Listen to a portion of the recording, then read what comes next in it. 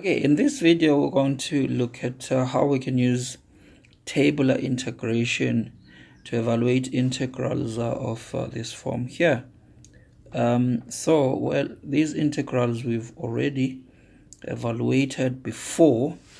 We said to evaluate these, one approach is to integrate by parts twice and then turn it inside out.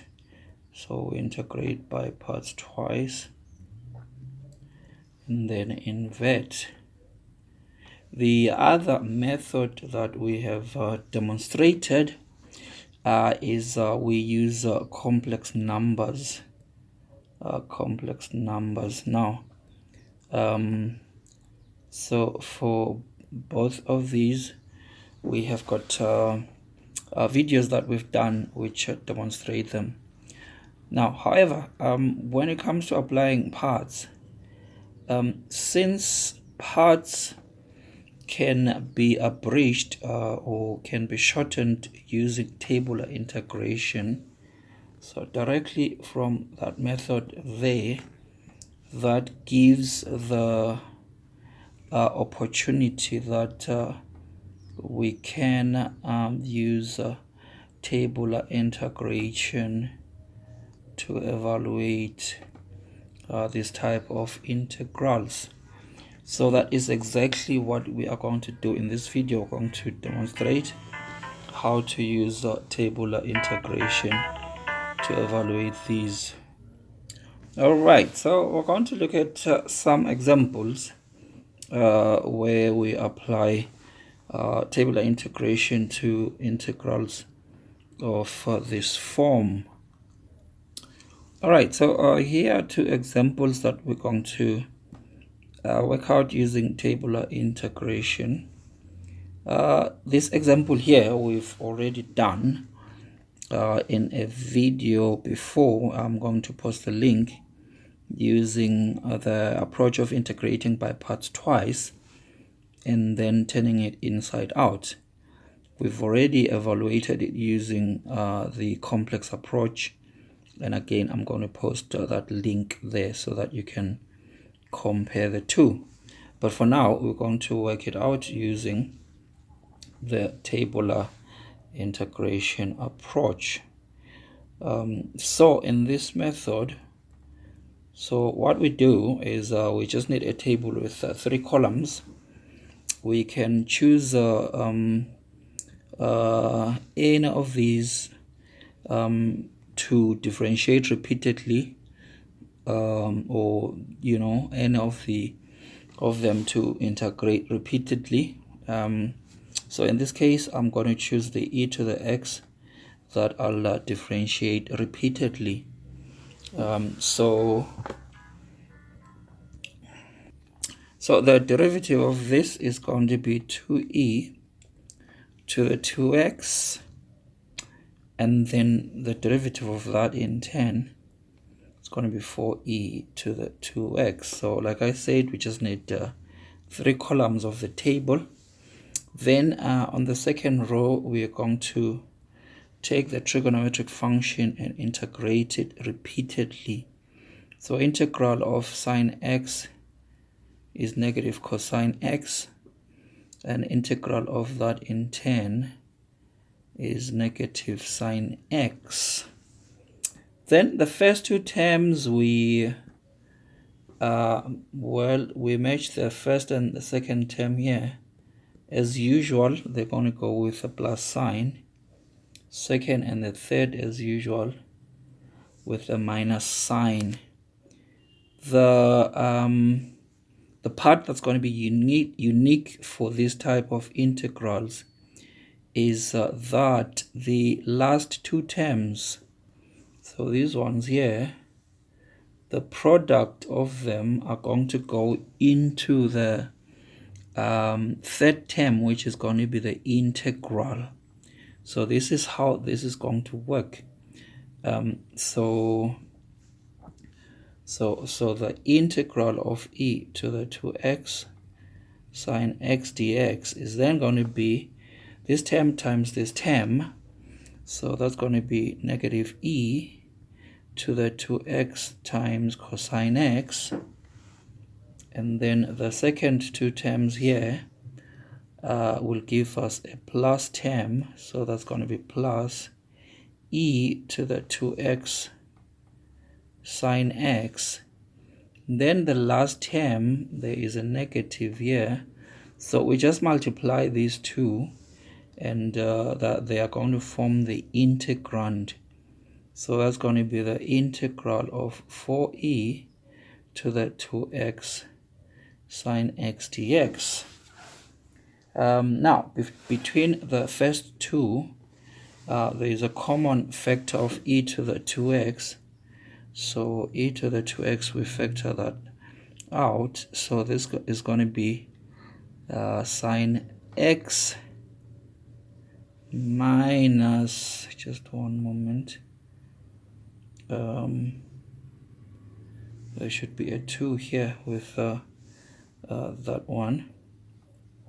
So that's going to be 2 sine x, 2 sine x minus cosine x, then minus 4 times the integral of e to the 2x sine x dx. Now, what's happening is this. This term is the term we are integrating.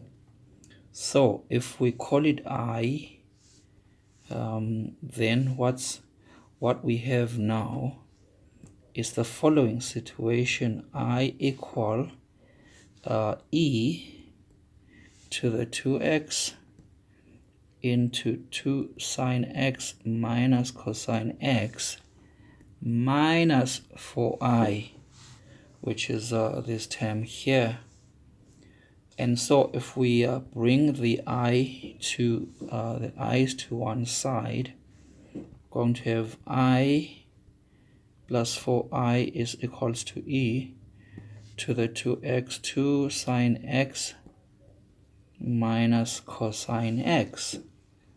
And so this side we've got 5i equal to e to the 2x into 2 sine x minus cosine x, dividing by 5 now, then it means that our integral is e to the 2x over 5 times 2 sine x minus cos x, and then plus c.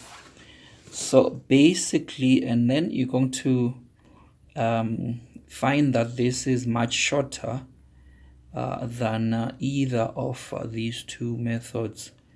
Okay, so the main bit of it is this tabular setup here, right?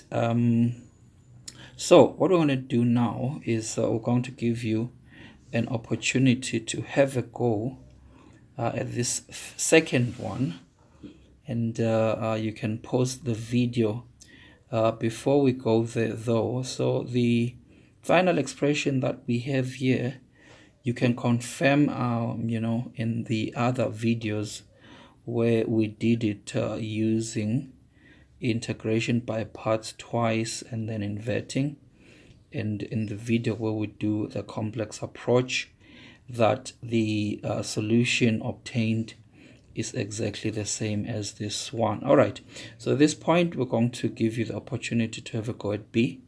If you pause the video and then when you continue the video, so this is going to help you to see that you understand this method. Right, well, now we're going to scroll down to our solution for part B. We hope these videos are useful for you. I would like to hear from you if they are being useful. You can post your comments in the comment section, and of course please don't forget to subscribe. If you've got any questions or any other comments, you can post them there. All right, so in part B we are going to take the exponential and differentiate it repeatedly. So That gives us minus 3e to the minus 3x and 9e to the minus 3x there.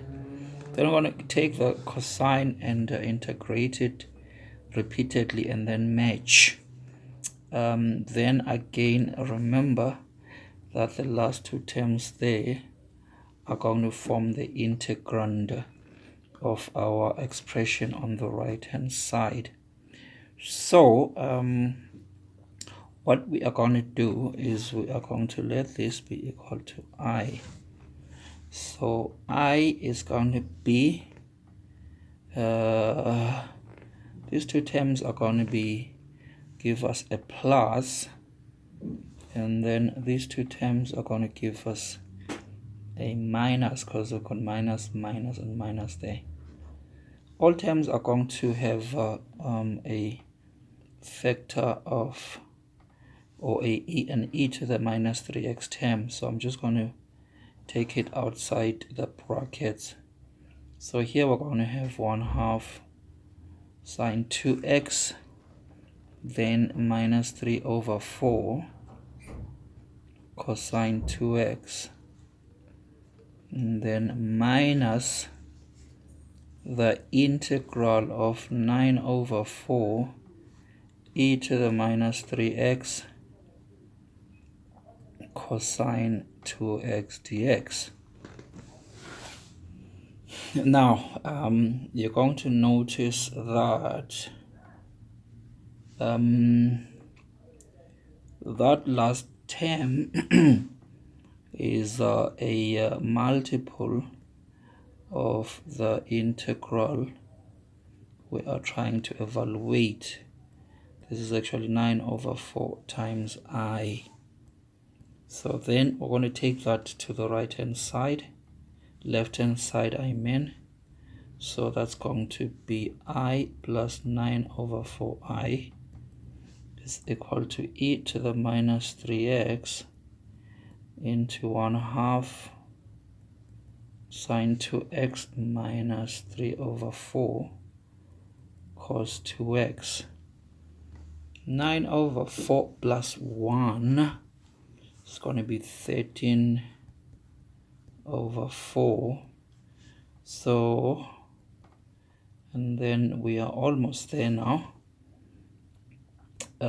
So if make I the subject of the formula, then that is going to be our final expression. So finally I is going to be, so multiply everything by 4/13. So this is going to be e to the minus 3x divided by 13.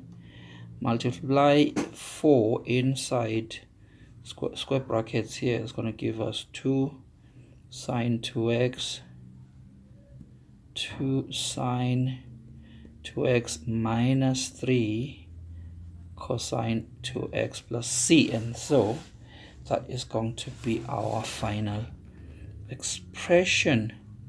All right, so thank you for watching.